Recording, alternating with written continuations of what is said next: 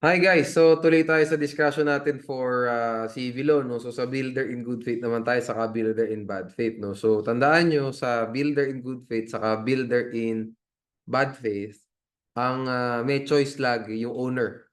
Okay? Siya po talaga ang may initial choice. At depende sa choice niya ng owner, dun po lalabas yung magiging rights ng builder.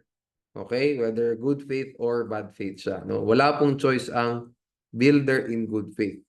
Okay? So ang owner po no, may dalawang choices for builder in good faith. No? One is he can appropriate the building. No? But no, the builder will have a right of retention as provided under Articles 546 and 548. He can retain the property until he is indemnified of the necessary expenses and the expenses for the and useful expenses, no, for the improvements. Okay? So tandaan niyo na kailan po ito pwedeng maging applicable kung medyo magiging mas mahirap yung bar exam. Sabihin nga natin father-son relationship, no? Father-son relationship, tapos yung anak marami na napatayo sa bahay. May swimming pool, may bahay, may garahe, no, may garden, may gym, no? Napakayos ng ganun. The father can, swerte, nag-away later on, the father can choose to appropriate that land kasi builder in good faith nga yung anak. However, he must first, no, indemnify yung lahat ng mga napatay ng anak na yun. Okay? Sige. Next is, no, kung hindi man po i-appropriate, no, the owner can choose to oblige the builder to pay the price of the land. However, this choice is unavailable if the value of the land is considerably more than the value of the building. No? So what's the remedy? In case it is considerably more, the builder will just pay rent. And then the builder will continue to possess that property. Okay? Builder in bad faith, no? The owner has three choices, no? The owner can appropriate, no, the building. Ang wording po dyan sa law, loses. Di ba? He loses what was built, planted, sown. So, loses. In other words, na-appropriate ni owner yung binuo ni builder in bad faith. No? Or pwedeng ipa-demolish. Or, tandaan niyo, pag inappropriate ni owner yung property ni builder in bad faith, walang right to indemnity si builder in bad faith. None. Free. Nakuha ni builder, ni owner yun. In fact, pwedeng ipa-demolish ni owner kung ayaw niya talaga i-build eh. Or, no, he can compel the builder to pay the price of the land. No? Whether considerably more man yung value ng land sa building, it doesn't matter. The builder must pay for the same. Paano kung di siya magbayad? Di kaso yan.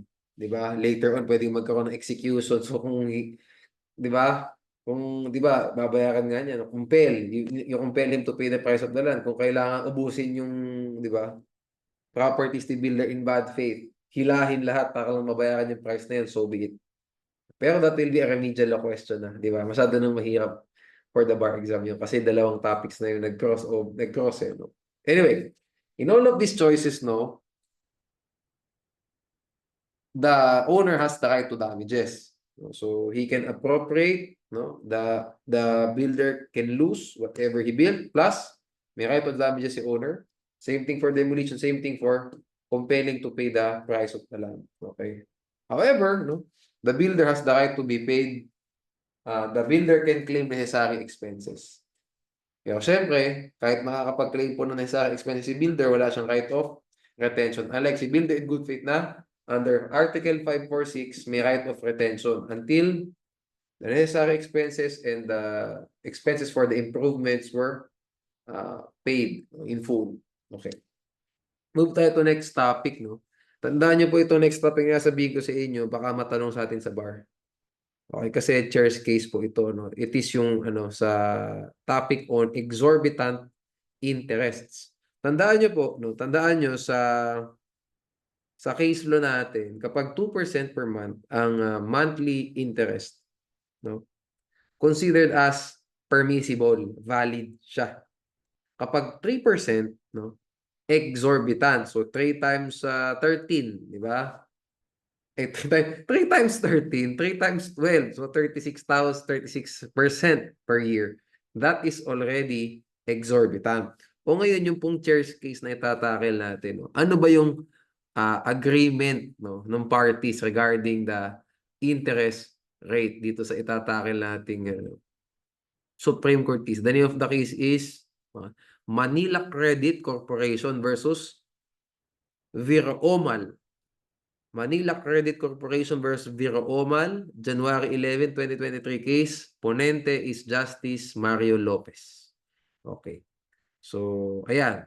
Sabi po sa kaso, ang base interest rate po ng parties na naagrihan is 23 point, nawala yung point.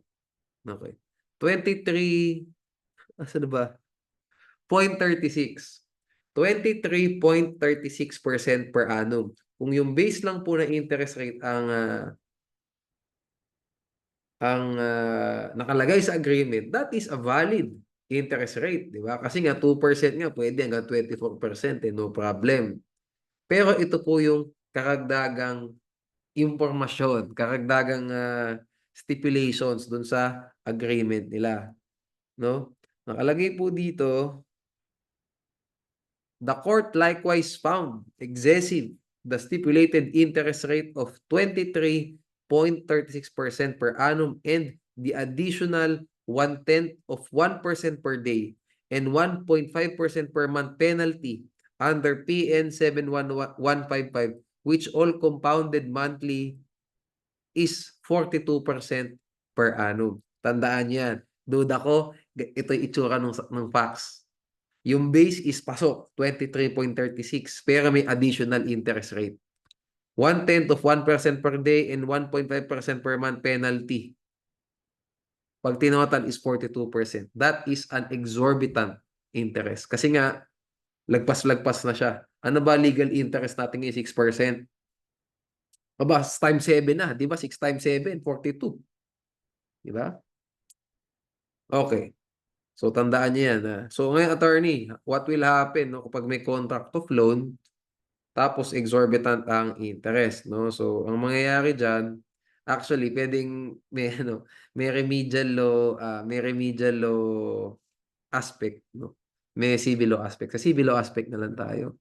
The interest rate will be void, 'di ba? The stipulated interest rate will be void. However, the contract of loan, 'di ba, will still be valid because there was actually a loan obtained, di ba? A loan was in fact obtained by the debtor. So we cannot discount the fact that we cannot absolve, di ba? We cannot absolve the debtor from paying the principal. So ano po mangyayari diyan? Magiging 6% mag-a-apply diyan.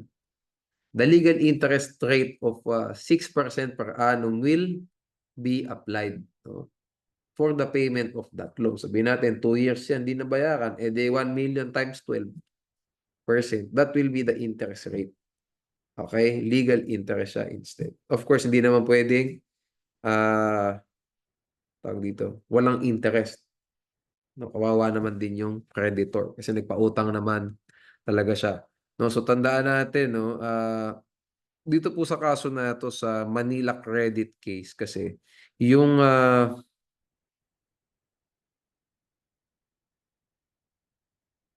yun po kasing loan, no, ginrant po siya 2009.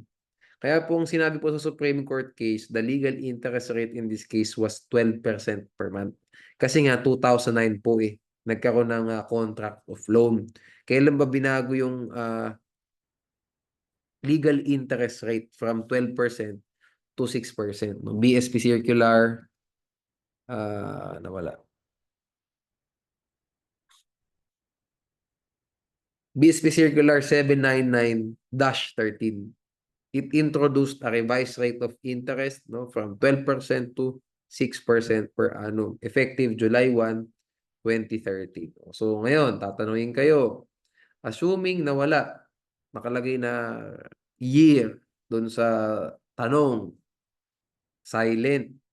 sa bar exam nyo, sabihin nyo, the legal interest rate of 6% per annum will be applied, no? To the loan between Mr. A and Mr. B, something like that. Pero kung nakalagay talaga dyan, 2009, talagang kinopya yung facts dito sa case law na to.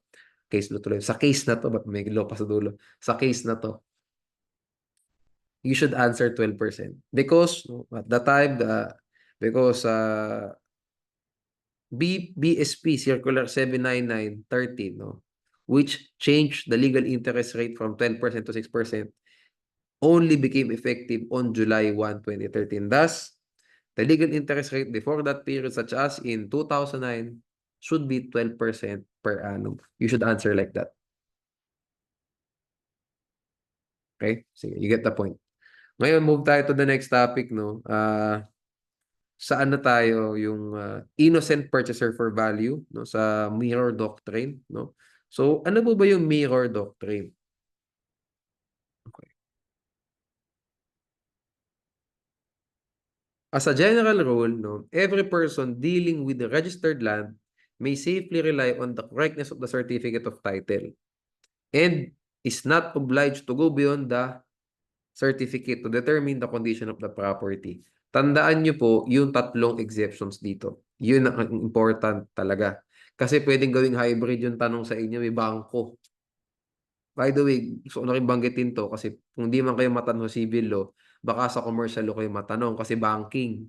Di ba banking law? Ano ba ang sabi? What are the three exceptions? Okay? When should the buyer, the lessee, the mortgagee investigate beyond the face of the title of the property? In other words, the doctrine of caveat emptor will apply. When? Tatlo pong instances. Banks are required to exercise more care and prudence in dealing with registered lands for their business is one affected with public interest. In other words, the banks are required to exercise extraordinary diligence in dealing with properties. Okay, so the banks, no, before becoming a mortgagor, no, kasi creditor sila, di ba, mortgagor. Before entering into a contract of mortgage, banks are required to conduct an ocular inspection of the property. Okay? Even if there is no doubt as to the ano ba? Doubt as to the ownership of the same. They must conduct an ocular inspection. They must always investigate. Second exception is when the party concerned has actual knowledge of facts and circumstances that would impel a reasonably cautious man to make an inquiry. Okay? So may actual knowledge siya of facts which would impel a reasonably cautious man to make inquiry. Ano po yan? Nagbumisita sa property, may ibang nakatira. Okay? Nakapangalan nga sa yung titulo, pero ba't nang pagpunta ko doon, iba yung taong nandun. Now you need to make an inquiry. You need to investigate further. Yan po yung context niyan. Spouses Peralta versus heirs of Abalon. Last is when the purchaser is in bad faith. Okay? Had full knowledge of a previous sale. Something like that. No? So pag the purchaser is in bad faith, edi, di ba? The mirror doctrine will not apply. Okay? So in this case po, no, focus kayo sa first at sa second exceptions. No, kung medyo madali yung tanong sa second. Medyo challenging yung tanong sa first one sa banks kayo tatanungin. Okay, yun ang kailangan nyo sabihin. Banks, siyempre, ilalagay nyo sa sagot nyo as a general rule, no?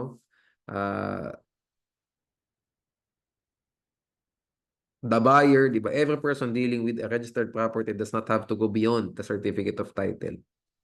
As exception, banks are required to exercise extraordinary diligence in dealing with registered properties. Thus, they must conduct an ocular inspection. So, tatlo kailangan nyo tandaan. Not go beyond. Banks must exercise extraordinary diligence. Ocular inspection. Pagbangko ang usapan. Yan ang itatak nyo sa isip nyo kasi kung di man kayo matanong sa civil, sa commercial yan. It can happen both ways. Di pala both ways, either way. Sobra naman kung parehong subject. Kasi ganyan, tatanayin kayo ng parehong ganyan, di ba? Either. So, next topic tayo. Ano pa ba yung mga ano, you need to watch out. By the way, ilalagay naman namin sa pre-week yung ano, mga chairs cases, no, ni Justice Mario Lopez. So we got you covered, no? Whatever happens. Kung di mo namin mabanggit dito, di ko man mabanggit ngayon dito sa discussion natin, masasama naman siya sa reviewer. No problem, no? Sige. Next nating topic, yung kailangan nating ano ata dito. Kailangan magsulat, no? Yung last topics natin is yung consent, no? Offer and acceptance. Tapos, other than that, another topic is contract to sell, di ba? Conditional sale, absolute sale. At saka yung agency to sell a real property. No? So, last three topics na yan, we need to use the whiteboard. No? So, susulat muna tayo bago natin itackle sila. No? Simulan natin sa ano ba to? Agency to sell, oblicon siya. Contract to sell is law on sales. O sige, sa ano tayo? Offer and acceptance. Okay, tuloy po tayo ng discussion. No? Ito, last three topics for civil law. Ngayon po, sa oblicon, ang iniisip natin normally na itatakel sa bar, ano yung mga voidable contracts, di ba? Fraud, no? Yung mga insidious words and machinations, mga ganyan ang dialogue, di ba? Hindi po, no? Ang normal talaga na tinatakel dyan, ang normal na tatanong, even ng bar ko, kaya gusto kong tinatakel to, even ng bar ko, naalala ko pa hanggang ngayon yung question kasi, yung meeting of, of the minds, di ba? Offer and acceptance, di ba? So, how can there be a valid offer? No? Sabi dyan, the offer must be certain. A valid offer is a certain offer is a valid offer. So what does certain mean? It means it's definite. Di ba? It's complete. No? It was not made in jest. Pag sinabi nyo, it was not made in jest, it was not made jokingly. There was intent to be bound. Okay? So, we don't have to explain that further, no? You get the point? Ang normal po na tanong dyan sa consent, no? Sa dalawang dako. No? Sa dalawang dako yan. Sa salitang definite at saka dito sa cognition theory. Okay? Ba't kayo matatanong sa cognition theory? Kasi in relation po sa insurance. Okay? Doon muna tayo sa definite, no? Gusto kong itakil yung aking bar question. Babasahin ko sa inyo, no? So, pumunta tayo sa bar Q&A nung taong ko, no? 2020-2021 bar. No? Kasi this is ano talaga. I never forgot it talaga yung na tinanong sa amin yun. Okay. So, ano ba?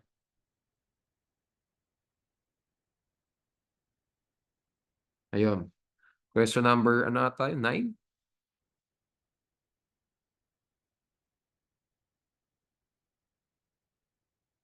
Kaya pati question number, naalala ko guys. Tama, question number 9. 2020-2021 bar. Your significant other shows you a laptop screen on which a mandatory question for the installation of an app appears. Ayan, so magda-download daw ng app sa cellphone mo, ay sa laptop mo. The question reads, do you agree to the terms and conditions of use? Alam natin yan guys. Pag magda-download ka ng app, magda-download. Pag mag-i-install ka ng app, laging may terms and conditions, di ba? Sa cellphone natin, ganun. Siyempre, mahaba yan, no? So, may ganun, di ba? Do you agree to the terms and conditions of use? So, there are two buttons, di ba? Lagi. Agree or disagree. Kapag chinek mo agree, you can proceed to next. Di ba? Mapipindot mo na yung next. Pag disagree ka, hindi mo mapipindot yung next. Okay. The terms and conditions, basically yung nakasulat, yung paragraphs, yung stipulations ng terms and conditions, they were not shown on the screen. Further, there was no hyperlink. Basically, yung pop-up, magpa-pop up na window, no? Neither is there a hyperlink that can be clicked, that can be clicked that would reveal the terms and conditions of use of the app being installed. Curious as to why the terms and conditions of use are not available, you searched the internet, no, and came across media articles revealing that the terms and conditions of use allow the app provider to access a user's contact list, emails, and browsing history. Okay, so yung pala yung nakalagay sa terms and conditions, pinapayagan mo yung app developer, no, yung nagme-maintain ng app to access your personal information, basically. These pieces of information are sold to advertisers who in turn tailor their emails to users so they can engage in targeted advertising based on the user's profiles. Knowing that you are taking, the best bar ever. Hashtag best bar ever 2020-2021. Your significant other asks you this legal question. By clicking on agree, will there be a meeting of the minds between the user and the app provider, enabling access to the user's contact list, emails, and browsing history? Tingnan nyo Yan yung sinasabi ko sa bar exam. Guys, ang haba ng tanong.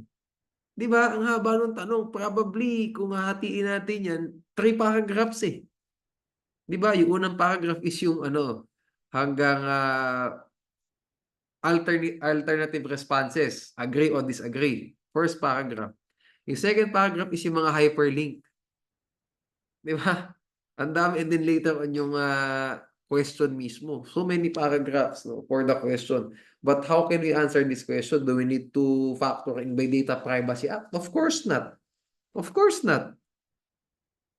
The question is not about whether your rights were violated. Kung yun ang tanong, Data Privacy Act yan. At tatanungin kayo sa civil law, sa commercial law kayo tatanungin. This is a civil law question. So dapat ang sagot natin somewhere in civil law. This is your answer. There was no meeting of the minds because for there to be meeting of the minds, there must be a meeting of the offer, diba? And the acceptance. The offer must be certain and the acceptance must be absolute. In this case, the offer was not certain because the terms and conditions were not definite. They were incomplete since the same was not shown on the screen of the laptop, on the screen. And there was no hyperlink, di ba? That would show these terms and conditions.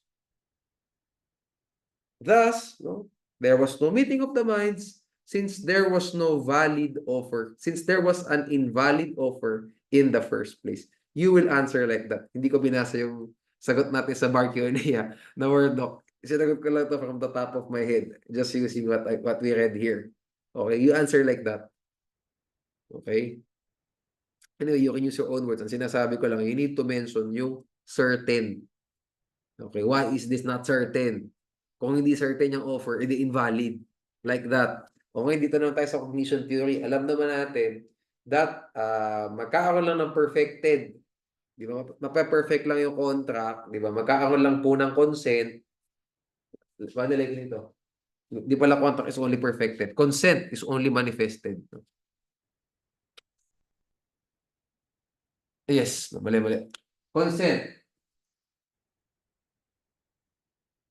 is only manifested.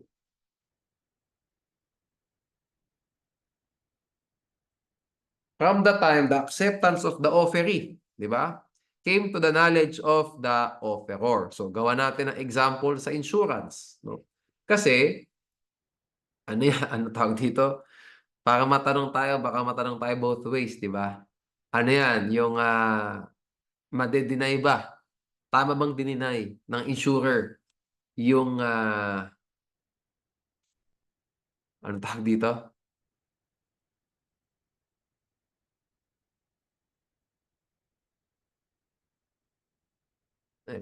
Tama bang dininay ng insurer yung claims? Yan.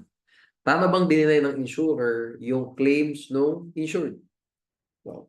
Okay, ganito yan. Sa insurance contract po ba? Sa insurance contract, sino ba ang offeror?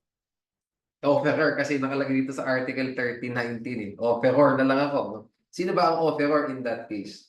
Ang offeror po, tayo na nag-a-apply. In an insurance contract, IC na lang The offeror is the applicant.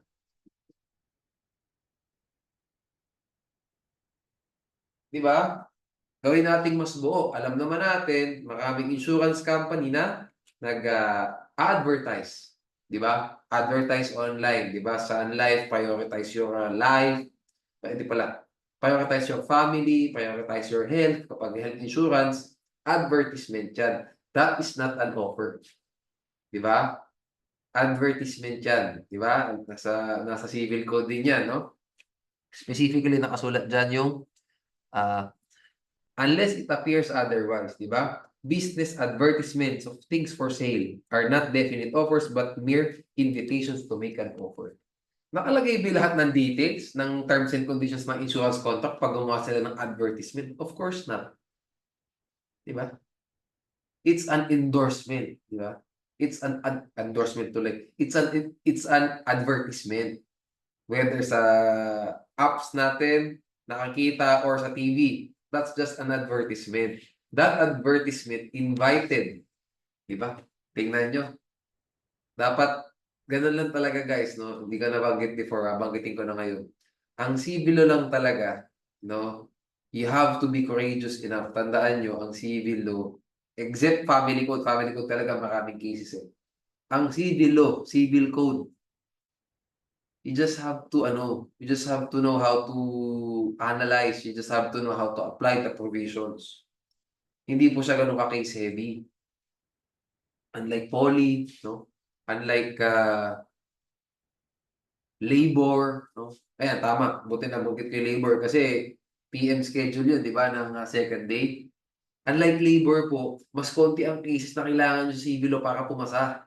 Ang kailangan nyo, kaya nyo basta hindi kayo kayang lituhin ng mga provisions kasi at the end of the day, you will just apply the provisions to pass. Yun ang totoo. Sometimes, kakailangan ninyo ng cases like sa family code, di ba? What does psychological incapacity mean? Republic versus Manalo for Article 26, kailangan. Di ba? At saka yung sa ano tawag dito, yung intersex persons. Di ba? Paano kung yung meron siyang CAH, yung congenital, I forget, hyperplasia, something like that, no? Adrenal, congenital, I'm sorry kung mali, di naman ako doktor, congenital adrenal hyperplasia, yung, anyway, huwag na natin sabihin yun, no? Huwag na medical term. The person has the characteristics of a man and a woman from birth, di ba? So, meron siyang, that was his or her genetic structure, di ba? O genes na yun. Okay? Mga ganyan. Kailangan natin ng cases for that. Sa ganitong obligor, guys, ang kailangan nyo rito, reading the code, understanding the code, and knowing how to apply it. Like ito. Ayan, in-apply natin sa insurance contracts. Tandaan nyo sa insurance contracts, hindi po yung insurance company ang offeror. Tayo, na mga nag-a-apply sa kanila. Health insurance, property insurance, lahat, no? Offeror ang applicant. Ay, applicant ang offeror. No? O ngayon, sabi mo, magbabayad ka, premium, na-settle lahat. Health insurance, bayad ka 100K na premium, and so on and so forth. Ayos na. Okay, kung ilang health, health. Ayos na lahat. No? Na-declare na yung prevailing, yung pre-existing condition, pre-existing illness, kung meron ba o wala, naayos na lahat. Naayos na lahat. Ngayon, pinirmahan na, binigay mo na sa agent. O sign. Binigay mo na sa agent. Siyempre, di naman yung mismo may-ari ng insurance company yung kakausapin mo, di ba, agent. Binigay mo na, okay, ibinayad na natin yung 100,000. Paid. O question, guys, when will the insurance contract be perfected? Kapag na-notify ka na as an applicant na accepted yung insurance application mo, tandaan nyo, hanggat hindi kayo na-notify, whether through email, text, whatever it may be, or formal letter. Siyempre, pinakamaganda yun dahil malaking pera yan eh. Hindi naman pwedeng informal, di ba? Pinadala kayo ng sobre. Yun ang usual. Hanggat hindi napapadala sa inyo sobre, hanggat wala kayong knowledge of the acceptance of the offeree. The offeree is the insurance company or the insurer. Hanggat wala kayong notice Wala pa pong perfected contract even if you paid. Diba? Even if you paid. Why? No? Kasi tama nga naman, it makes sense. Nagbayad ka na, pero wala pa namang, di ba, parang normally kasi dapat i-approve muna, malaman mo muna na perfected na yung insurance contract at saka ka magbabayad, kaya binayad mo ni. That doesn't automatically mean, that will not automatically mean that you already have an existing insurance contract with the insurance company. So, paano po kayo papahirapan niya kung sa commercial law kayo tatanungin, no? Takin na natin both ways. Sabihin natin, nagkaroon ng injury, nagkaroon ng loss before the insured, for the insured, quote unquote, was notified of the acceptance of the insurer. Sabihin natin, property insurance, fire insurance. O, pinirmahan, binigay yung pera sa agent, kailan? June 1. Kailan na notified? When was the insured, quote unquote, notified of the acceptance of the insurer? Sabihin natin June 3. Nasunog yung bahay. Super Saiyan yung bahay. San Goku. Okay. Nasunog yung bahay June 2.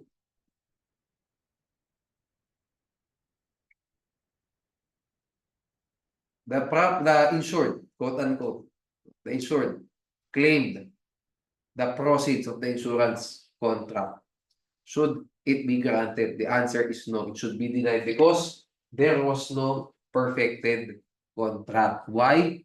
Because the acceptance of the insurance company only came to the knowledge of the applicant after the fire occurred. Diba? So at the time of the occurrence of the incident, at the time of the incident, there was still no insurance contract binding between the parties. So ano ang obligation mo as an applicant? As soon as possible, hingin mo lagi mag-follow up ka lagi. As soon as possible, kunin mo yung insurance contract na talaga from the insurance company or from the agent. Kailangan makuha mo talaga yung sobre showing that you are now in a contract with that company.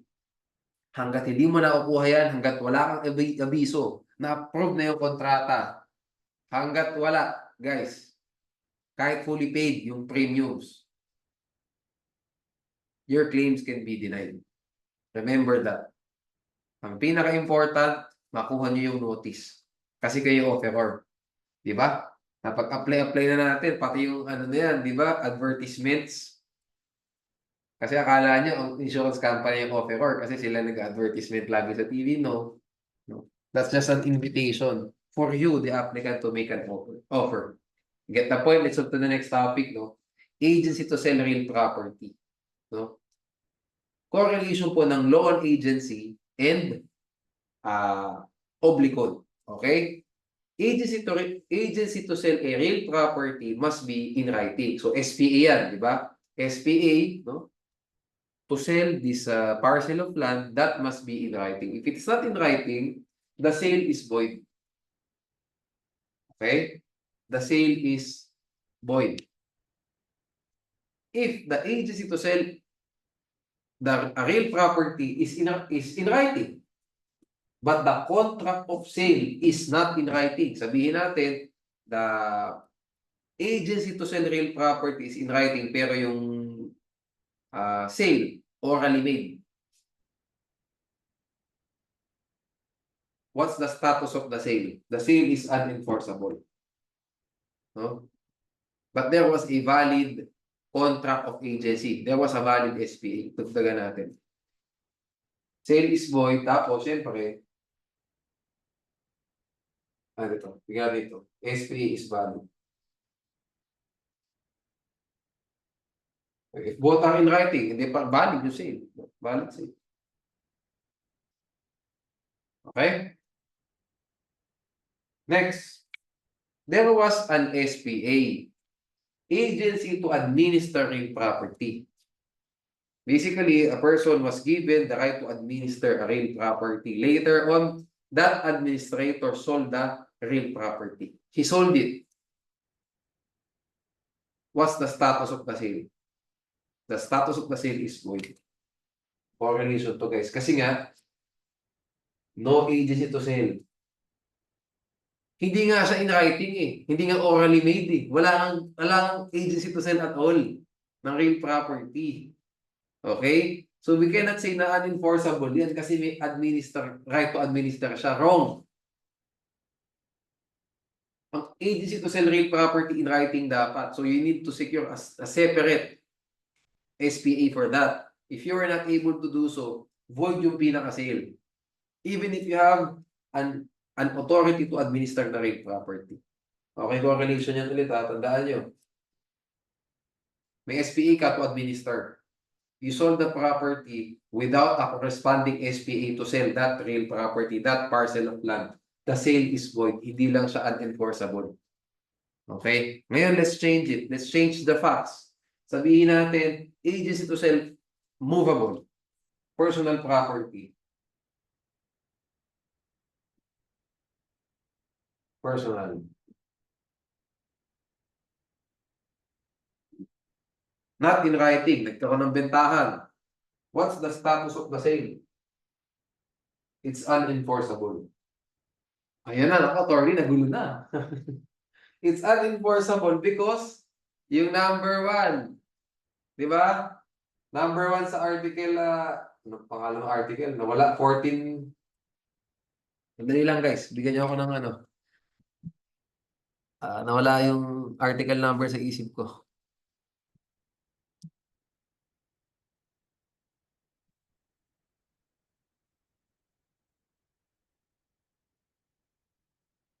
Ayan, article 1403. Nasa isip ko 1413, mali. Article 1403, paragraph 1. Those entered into in the name of another person by one who has been given no authority. Agency to sell personal property, not in writing. Kailangan in writing kasi SPA yan. Later on, nagkaroon ng bentahan ng personal property. That sale is unenforceable. Okay? Not because of statute of frauds. Wala naman ako sinabing price. I just said, may binenta ng personal property. Diba? That personal property, sabihin natin, can be 200 pesos. But that property does not belong to you. Unenforceable yan, not because statute of frauds. Kasi nga, statute of frauds, 500 ang limit eh. Diba? 500 eh. 200 lang, wala naman ako sinabi, diba? Pero void pa rin yan kasi nga, void. Unenforceable pa rin yan kasi it must be in writing, the SPA. Okay? Next. The agency to sell the personal property is in writing, but the contract of sale is not in writing. Ano po ang sagot? Yan. Pwedeng unenforceable, pwedeng valid. Oh, yan na. Naku, Diyos ko, nalito na. Okay tayo ha. Relax lang kayo. Tandaan nyo lang, for you not to be confused with this one, always remember first, always check first, what was the property being sold? Kotse ba or bahay? Personal property ba? Movable property ba? Or immovable? Okay? Sale is unenforceable. Pwedeng sale is valid. What's our basis? Statute of frauds. Ano amount? 500 pesos. Nakalagay po dito sa 1403, paragraph 2, letter D. Not less than 500. No? Ano ibig sabihin nun? 500 or more must be in writing. Okay? Otherwise, it is unenforceable for violating statute of frauds. So kapag 499.9 can be in writing, cannot be in writing, it's fine. Kasi 500 po ang limit, no? Or not. Okay lang. Kapag 500, ibebenta ang property, no? The price is 500.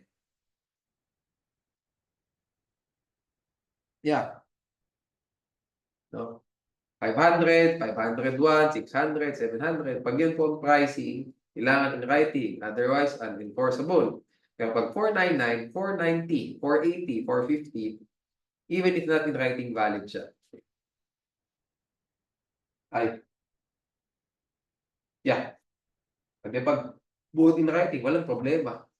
Siyempre, hindi dito yung magiging tanong nyo. Siyempre, hindi dito yung tanong. Di ba? Kasi napakadali ng tanong kung paano in writing. What's the issue? Di ba? So, tandaan nyo yung pagkakaiba ha, pag personal property sa real property, mas straightforward yung real property, mas mabilis yung sagot. Kasi pag yung agency to sa real property natin in writing, matic sale is void, hindi siya unenforceable. Okay? Dito kasi unenforceable.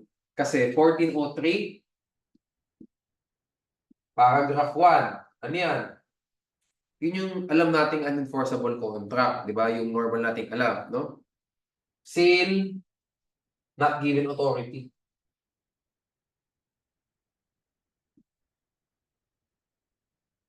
Okay? Ha! Ayan, ayos tayo. Oh, agency to administer personal property. In writing, agency to administer personal property. No agency to sell personal property. Property was wrong. Edi unenforceable din. Hindi void. Unenforceable. Enforceable. Kasi yan. Same. Paragraph 1. 1403 paragraph 1. Okay? Agency to administer. Meron. Personal property. Pero binenta. Hindi not in writing. Wala kang authority in the first place. Hindi same ang sagot nyo. Like this one. Di ba? Yan ang sagot. Okay? O last topic tayo for civil law. Absolute sale, conditional sale, contract to sell. Ngayon, mas maganda sana ang topic to kung inilagay ito sa ano nyo. Ilagay ito sa natin to. Bawasan natin ng live. Kasi naka-on yung laptop ko din. Para mas maganda sana itong topic kung isinali yung absolute sale, no, o contract to sell sa practical exercises sa ethics. Kaya lang hindi no. So anyway, we will still tackle it. Paano ba natin mapapag-differentiate, no? Like yan. Pag susulat tayo ng leg forms, no? Susulat tayo. How will we determine by reading the terms and conditions, no, nung agreement, how will we determine if absolute sale yan, if contract to sell or conditional sale? Paano natin malalaman? Nakalagay po dyan sa contract na yan, no, sa deed, pag absolute sale is, the ownership will be transferred to the buyer upon the delivery of the property. So how can there be delivery? Can be actual, can be constructive. Diba? Kapag real property, diba, hindi kailangan actual, diba? The execution, diba, of the public instrument, diba, can be considered as delivery already. Okay, you get the point there, no? So, hindi ko na itatakil specifically yung mga tradisyo brevi mano, hindi na yung mga longga mano, hindi ko na itatakil yan. Saka yung constitutum possessorium ba yun? Di ba, Nona, no? Hindi naman siya masyadong tinatanong, no? Focus tayo doon sa mga normal na tinatanong. So, ganun, no? Ano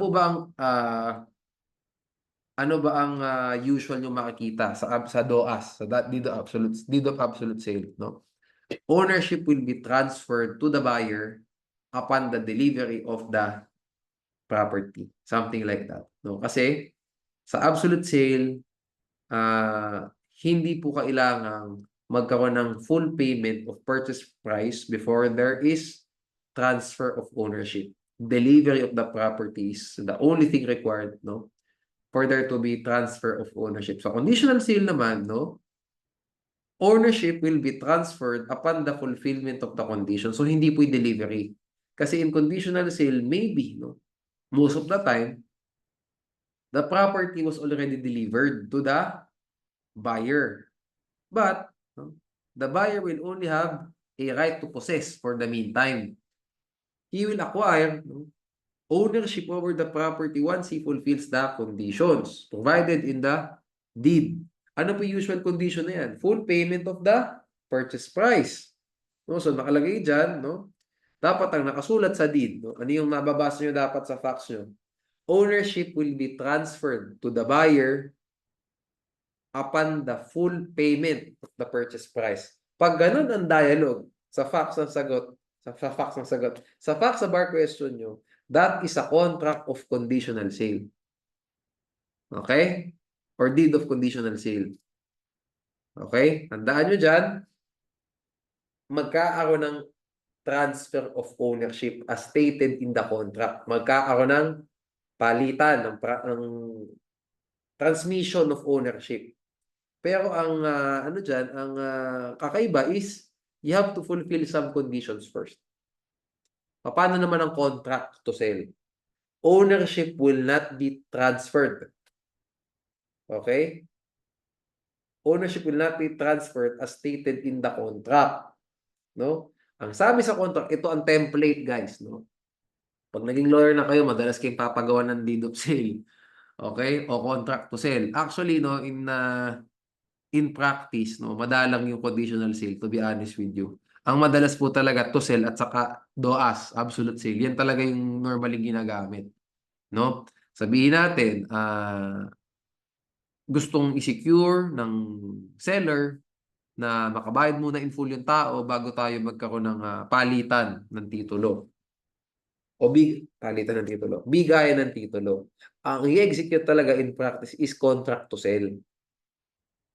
No? Ano po ang itsura ng terms and conditions nung deed? Nakalagay diyan, upon full payment of the purchase price, no? Hindi naman nakasulat, tandaan nyo guys sa deed, wala naman nakasulat na prospective eh. Seller buyer, talaga lagi. Hindi prospective, no? Well, pwede naman. Pwede naman. Pero what I'm trying to say is, may maraming pagkakataon na seller lang din ang tawag kahit na contract to sell. Pero kung legally speaking talaga, if you want to be precise, dapat prospective seller ang pangalan dyan, di ba? Saka prospective buyer. Sabihin natin, ang nakasulat sa deed, upon the full payment of the price or upon the full payment of the consideration, di ba? The seller shall execute a deed of absolute sale in favor of the buyer, di ba? And the seller will deliver the certificate of title and all the pertinent documents for the transfer of the property. Pag ganun ang dialogue, that is a contract to sell. As stated in the contract, you still need to execute another deed. In other words, that contract is just a promise to sell. Ganun ang gusto kong understanding na ma-absorb nyo. Kasi pag contract of conditional sale yan, you do not have to execute a deed of absolute sale anymore. You do not have. No? Doon sa contract of conditional sale, iapat mo lang doon na may acknowledgement receipt ka na. Na fully paid na po yung purchase price. Yun lang kailangan mo nga patunayan, automatic sa'yo na yung property. Another deed of sale, another contract, another deed does not have to be executed anymore. Nagaget niyo po ba? Yun ang pagkakaiba. Kailangan, kaya sabi ko sa inyo talaga no? You need to application talaga guys. Application, you do not have to read again and again and again and again ang cases. Kailangan, application is the way. Kasi napansin ko din naman sa chair's cases or all of the cases that we're reading, whether yung current bar chair or other justices of the Supreme Court. Ang pagkakaiba po ng civil law, sabihin natin, political law. Ang civil law po parang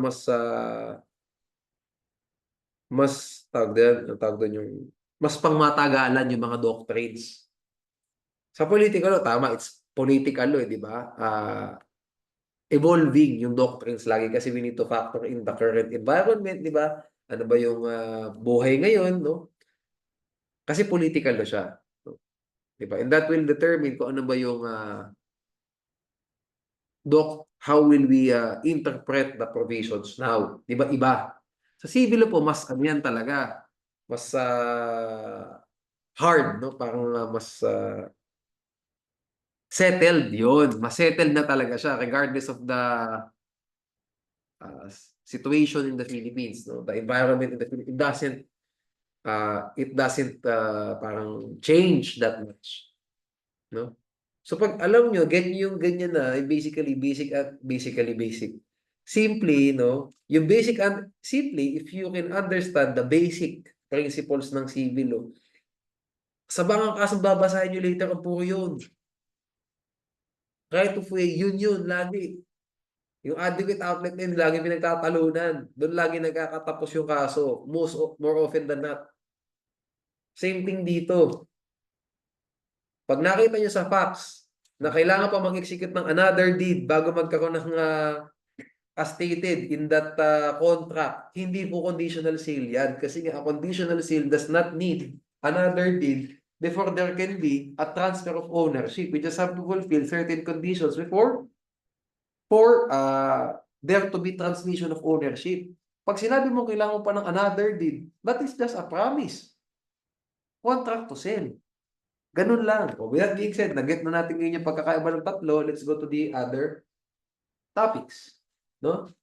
What are the remedies, no, for the injured party? Sabihin natin ng injured party rito yung buyer. What are his remedies? No? Pag hindi tinupad ng seller yung usapan nila. Pag absolute sale, you can compel the delivery.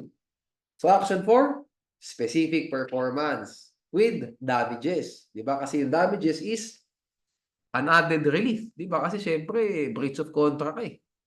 Okay? That's the title, the caption of the case. Conditional sale, same thing. Sa to sell po, hindi. Kasi nga promise lang yan eh. No? Actually, ano ba tawag dito? The object, yan. In the contract is not the property itself, but the promise to sell the property.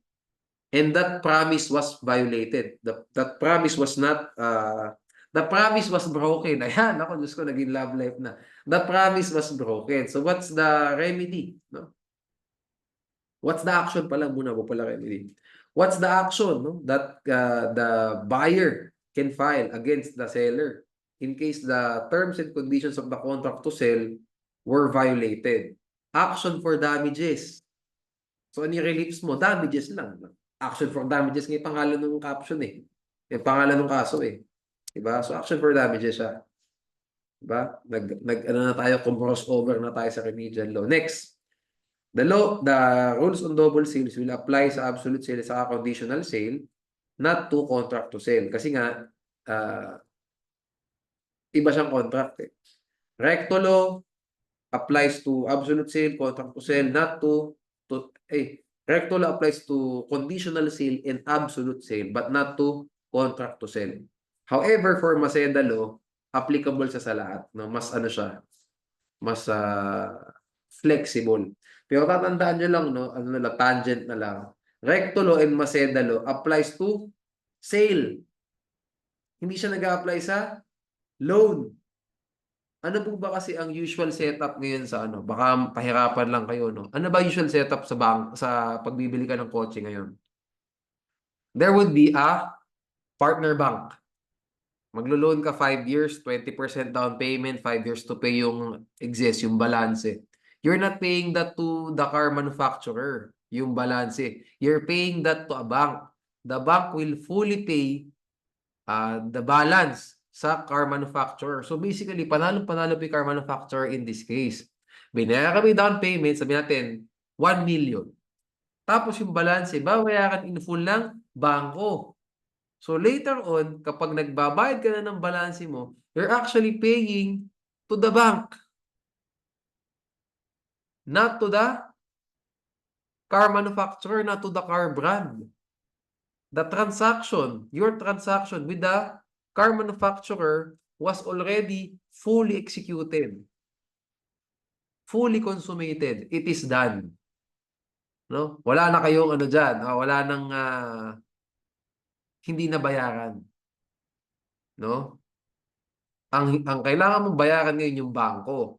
So, with that being said, is recto law applicable in this case kahit na deed of absolute sale yan, sabihin natin hindi to sell? The answer is no. The recto law does not apply in this case because there was an existing contract of loan between the bank, yung partner bank, and the person who purchased the motor vehicle, no? The contract of absolute sale between the car manufacturer and the car owner was already fully executed. Ganun ang sagot. Okay? Kaya to be honest with you guys, no, yung recto law, di ba may mga remedies, yung enforce, cancel, at saka foreclose. Enforce, cancel, foreclose. Yan, paano ba? Huwag kayo agad pupunta doon. Kasi baka nga hindi rin mag-a-apply yung recto law in the first place kahit na deed of absolute sale yung nakasulat sa facts. Kasi there was no deed of absolute sale. There was no the absolute sale was already fully executed. Maybe the contract in this case was actually loan. Okay? Anyway, yun naman ang point ko, no? Sige. Same thing din sa, pag medyo mas gagawin tricky, same thing sa restaurant, guys. Di ba? Para lang siyang restaurant. When you pay using your credit card, your transaction with the restaurant, di ba, it was already fully executed. Your obligation is now with the credit card company. Di ba? For you to pay, di ba, you have to pay the bill, di ba? To the credit card company because the credit card company paid the restaurant already. Okay, so that ends our discussion for civil law, no? Magkikita pa tayo sa political law at saka sa criminal law. So sabi ko nga sa inyo, I will tackle all the 8 subjects for pre-week, no? I want to make sure na makikita nyo talaga ako sa lahat ng subjects for pre-week, no? I cannot do this sa nung talagang full-length review, no? Kasi that will take ages. Pero ngayon sa pre-week, no, nasa may prediction na tayo. And based na to sa chairs cases, based na to sa bar stats, no, you will see me, I will try to explain the topics, no, na probably matanong sa inyo. Yeah. May criminal law pa, may political law pa, magkita-kita tayo doon, guys. Salamat po sa panonood.